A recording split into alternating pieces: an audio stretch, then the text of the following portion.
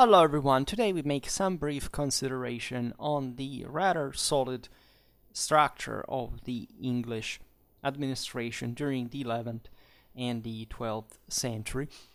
And when we look at the Kingdom of England, we often forget how advanced it was by especially high medieval standards, institutionally, politically.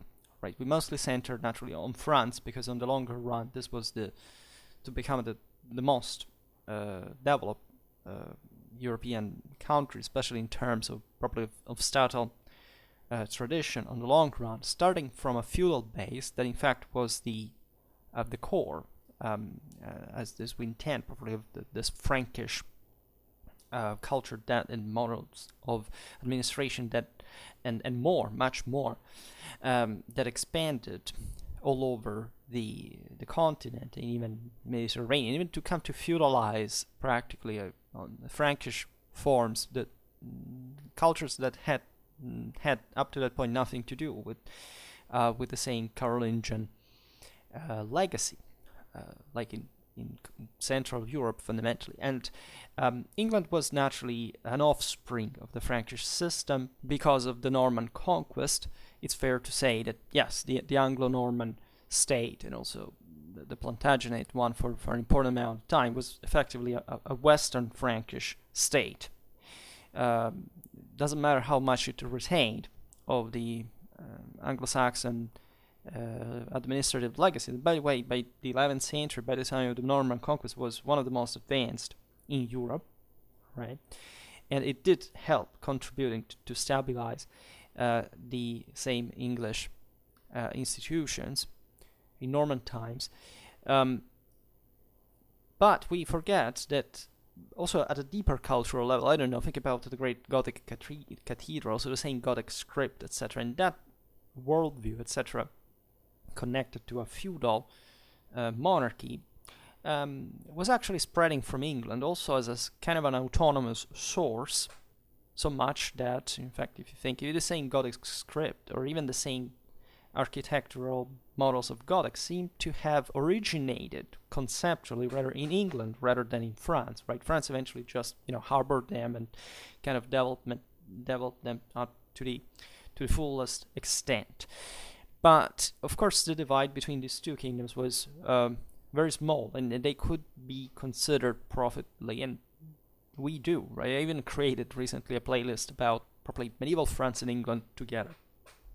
Because I find it, and we see it with the comparative videos between the two countries, very, very useful, actually. So when we look at the Western Frankish kingdom, eventually France, etc., we say, well, this is basically the model that flourishes into the full feudalism, and even at a universal level by the 13th century we made videos about the Capetian monarchy last autumn to properly reinforce the understanding of this crucial moment in European history.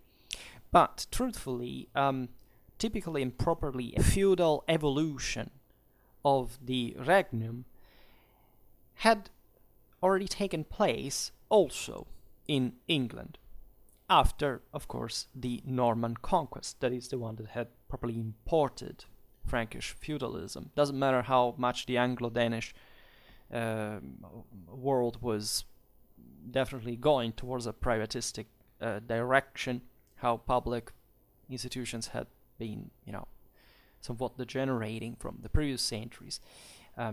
But this balance in England takes a much more important form. We can argue that the Norman monarchies, so essentially the English one and the Sicilian one, being both of, in fact, stemming from Normandy, and loosely meant actually because there were also lots of other elements there, Bretons, Flemish, whatever, and more. But they share, in a sense, this level of centralization. And much of this, as we've seen in other videos, in fact, it was the most advanced in Europe. High medieval Europe, the most centralized countries are by far England and Sicily, and actually Sicily even more than England. That is already impressive, as we will see today and already seen in other videos. And there is naturally an explanation that doesn't just lay, in fact, in the Norman base. That, in fact, speaking of the Duchy of Normandy, that was a perfectly identical copy, or better, the same part of the Western Frankish culture under every single point of view. The fact that the Vikings had settled the lower Seine Valley, etc., had at this point basically no relevance, right? The Normans of Normandy were French in everything, right? Genetically speaking, what's the difference?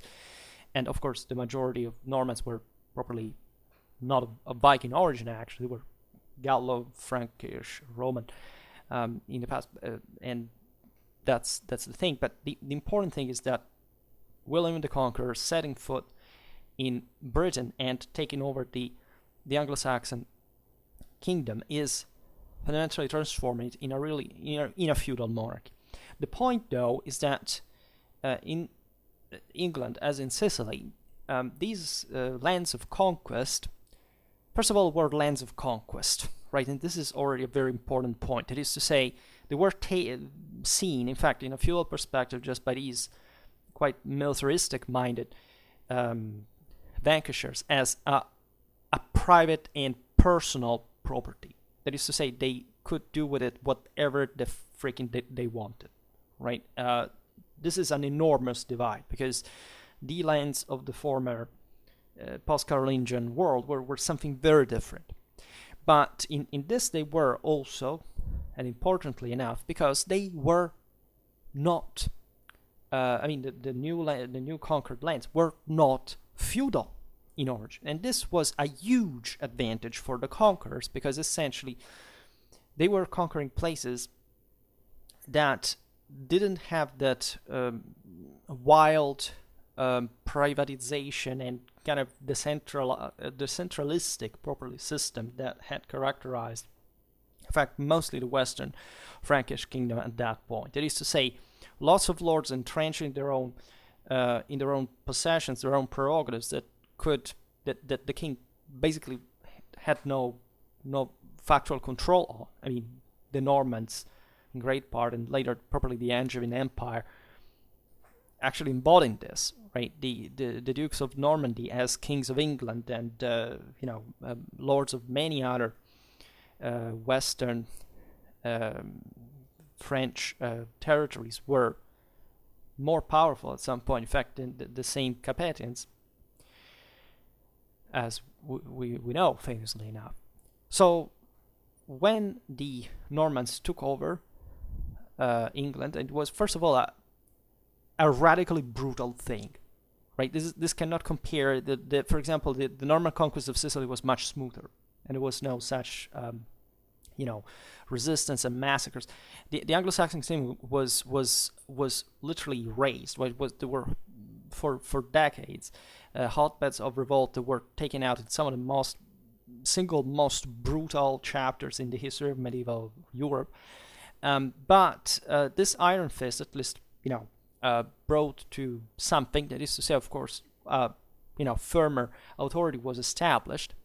And while the Normans, of course, would rule in a feudal fashion, they would also exploit the fact that they could reorganize at least the feudal balance, the feudal vassalitic institutions in a way that could reinforce actually the king's authority, like it could have never been the case in France, because making a headway through that would have been impossible, right? One thing is, becoming the lord of somewhere because of dynastic sums and all these things. Another thing is trying properly to conquer it ex novo, as it had been with the Anglo-Saxon kingdom, and rule it. So, of course, feudalism had its own advantages, and there weren't really many other ways to rule at the time, especially if you wanted to dispose of this fact of the most advanced military clienteles and forces that Europe had at the time, properly in the west of the knights and this essentially landowners possessing, in fact, individually enormous estates that could control, in fact, wide chunks of the kingdom, and responding to you in hierarchically, yes, with some problems, in fact, of authority, because as powerful as they were, they could also threaten your own authority, but still controlling in the system, within the kingdom, much larger amounts of land and people. That is basically what it got down to.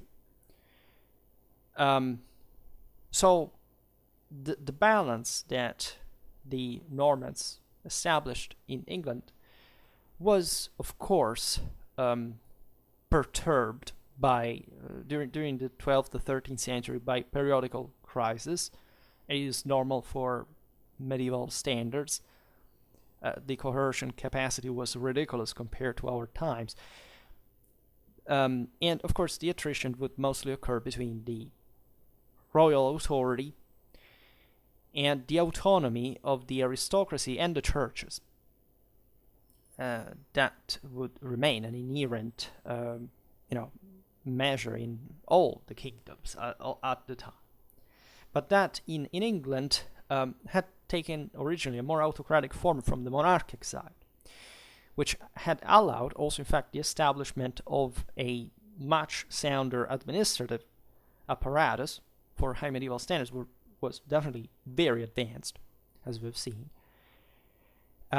which was effectively the one that would pressure further the aristocratic autonomies, and that depending on the broader domestic and foreign affairs of the monarchy, that of course was foreign just per se, as English kings were more involved in France rather than England at that point, would effectively shift the balance depending on, we've seen this with the Battle of Bouvines, mostly was the greatest turning point, etc., but still maintaining within the English state a political and institutional culture that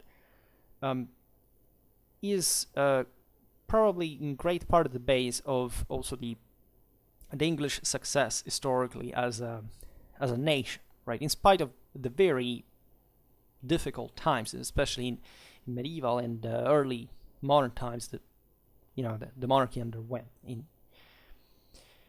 a way or another, given that especially the Magna Carta brought to a real reversal, because at that point, had the Anglo-Germans won at Bouvines, probably England would have become the single most autocratic kind of absolutistic power in Europe, right? So completely opposed to the tradition that eventually the English monarchy, in its relation with the Parliament, would actually, and still has, So the most important, the most serious crisis had been the one followed to the tragic extinction of the dynasty founded by the same William the Conqueror, the Dukes of Normandy.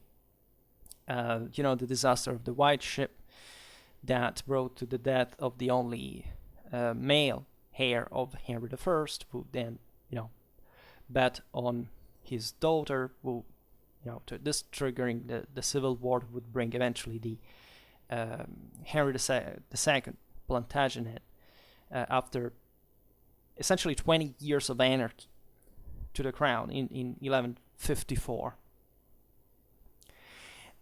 Naturally, all civil wars, as the devastating one that had occurred, brings to a disruption of public authority. In fact, the chronicles of the time tells us that, as you can imagine, there were not all of England was really ravaged by the devastations, but let's say it was a much less lawful place to live than it had been before. Brigands, raids. Also, the same war of the time was actually a pretty problematic thing, because the contendants not just fought against each other, but generally speaking, they wouldn't enjoy much sympathy among the same barons. They had to storm castle after castle. It was an attrition warfare that costed a lot, by the way. So as things were put together, we will make videos on that, because it's quite interesting, and we still haven't talked about it. But there was a quite energetic work from the side of Henry II that is, in fact, is considered one of the greatest English monarchs medieval times, to recover the public rights, which mostly overlapped with the recovery of the demanial castles, so those who had belonged to the monarchy, to the public. You know that the Anglo-Normans had made of the fortification of the land one of the cornerstone of their territorial dominion. There is a huge debate about this, whether because for a long time we have attributed to the Normans like the properly also this greater technological advancement that would bring even more stone, etc., and kind of a properly more an engineering culture in the Anglo-Saxon kingdom. Others say, well, not actually. The Anglo-Saxons, the Anglo-Danish were already doing something like that on their own. This is not very important as much as the political and social balance. Again, the Normans had used the iron fist and had militarized, literally occupied the land, and oppressed and repressed any kind of the autonomy, and this was literally as a occupation force, especially at the beginning, as you understand. And of course, such castle recovery was accompanied with the pacification, that is, with the taking out of all basically the position within the English reality, which was actually quite effective. It was the base for the re-strengthening of royal power that under Henry II was very successful. This was operated also, naturally, not just by the sword. If you don't really have the decisive moral support of the community, you cannot achieve anything, you cannot rule. So, from one side, this was obtained by reinforcing, bringing together again the cooperation of the lay and ecclesiastical barons with the king. From the other side, by strengthening the central and peripheral organisms of government. All the direct vassals of the crown, summoned rather often in general assemblies, you have heard the assizes, that those were, let's say, involved in the decisions concerning the life of the king. So naturally there had to be some consensus sharing in the new order, the new establishment, and this involvement happened also at a local level in the shires, the English counties, and in the hundreds, the lesser districts, investing thus the barons as lesser aristocracy and the freemen through the assistancy to sheriffs and itinerant judges in the exercise of royal justice. Even if this was a feudal society that had a very tight grip actually on the countryside, on the peasantry, etc. We've made a video last autumn about this during the 12th and 13th century, given that the English peasantry enjoyed very limited autonomies, but still there were some legacies from Anglo-Saxon times. There were local representative assemblies and so on, that would involve the local freemen also in the in the royal administration and justice, as naturally a preferred mean against the baronial all power, right? And this is what the kings actually ever did, right?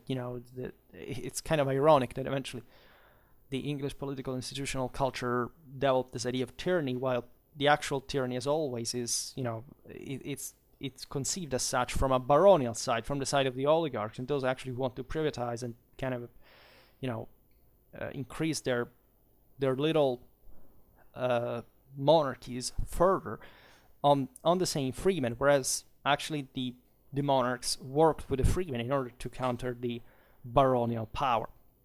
But this is the entire history of mankind in a way. So It's not really an English thing, but there is, of course, a lot of hypocrisy in general regarding this mechanism. And not to say that kings are just good, or even the freemen are good in general, or the oligarchs are bad. They were all a pretty bunch of motherfuckers altogether, but at least they would, through this their grievances and attritions, they would give shape to a system where the representation, the cooperation, the contribution would in fact consolidate in a more civilized form, and humans, generally speaking, do improve civilization for the better option, usually, not always, but surely in this case.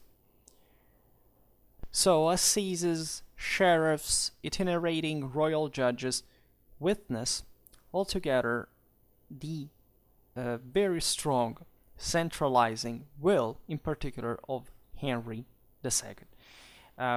The office of sheriff that represented the king in the shires, both for what concerned the crown's rights, properties, both and in the more properly public aspects, that is to say, the maintenance of peace, the castle custody, the publishing and carrying out of the king's orders, the exercise of the jurisdiction, etc., was qualified in a markedly functional direction, contrasting some attempts of the great families to patrimonialize the function entrusted to them.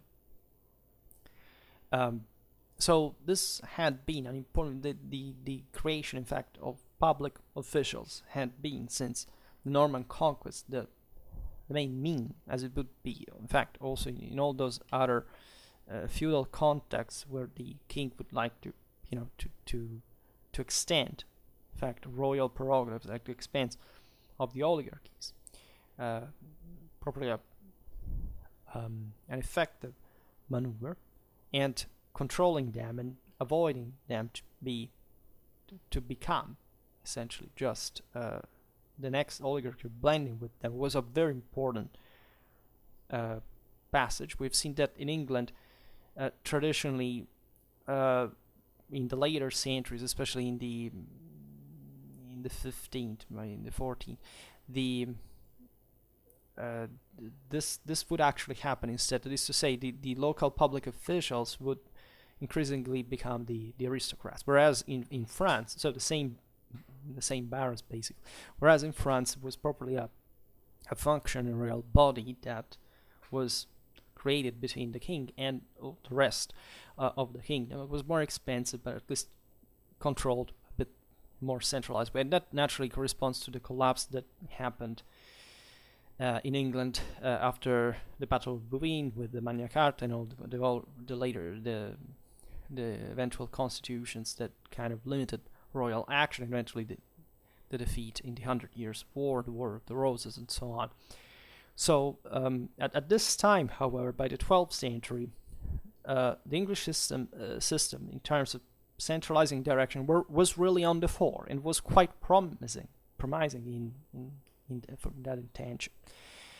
Sheriffs were removable, and they underwent continuous and pressing controls by the kings.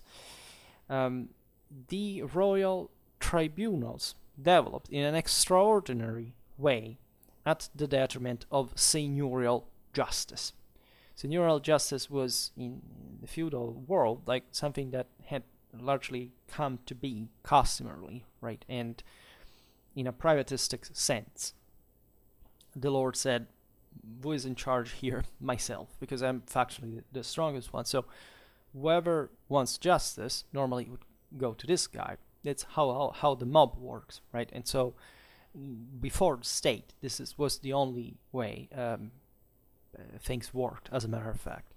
The English juridical tradition instead allowed the same Henry II to develop further this judicial system, the English kingdom was divided in 6 provinces. Each one of them was periodically visited and all across it by groups of itinerant royal judges. The itinerancy was crucial because, of course, these judges had to come from somewhere else, sent there by the king as trustees of his, and therefore avoiding that would have had pre-existing interests at a local level, as instead, in fact, the local barons would have. So this is a pretty modern thing, and checking also, as we've seen, the sheriff's activity. Now, in 1178 was instituted judging magistracy that would take form also in the following century, would be basically the Court of Common Pleas. And this was basically by the royal court, was made up of 5 judges, of which 2 were clerics and 3 were laymen. On the other hand, already during the reign of Henry I, at the beginnings of the 12th century, so the last Norman king, the Curia Regis had a first regulamentation articulating itself in organisms characterized by the ever more precise competences around the figures of the chancellor, the treasurer, and the grand justiciary, exercising at a very high level administrative, financial, and political functions. So already the Normans had provided the English kingdom with this tradition of strong central control through royal officials. So the Plantagenets basically resumed this, and they managed to mold the kingdom once again in a very cohesive fashion. Under Henry II's son John, as you know, things would go downhill once again, even though John was actually a good king, surely better than Richard, as a matter of fact. But not everything can go well, always in everything, and that's another story. But the legacy also that lived on, even just in the representative, in these courts, especially at the judicial level, would inform also the later institutional development, and always maintain, of course, the monarchy at as a serious interlocutor, right? The system did not collapse altogether, but of course, after the Magna Carta, the monarchic power was gradually reduced in favor of the baronial one. Of course, these achievements were not just, wishful thinking, right? They were enacted, as we've seen, with sometimes ferocity, by taming rebels, unseating the sword, definitely very, very often.